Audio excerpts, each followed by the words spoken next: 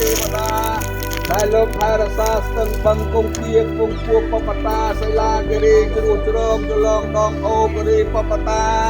សីមាព្រះវិហារនាព្រះសត្រោព្រះចែកដីបបិទ្ធទេវតារសាទីទឹកដីពុទ្ធភូមិគ្រប់កន្លែងទាំងអស់នៅទីកន្លែងសង្ឃស័ក្តិនៃដីសូមទេវតាទូលបរមី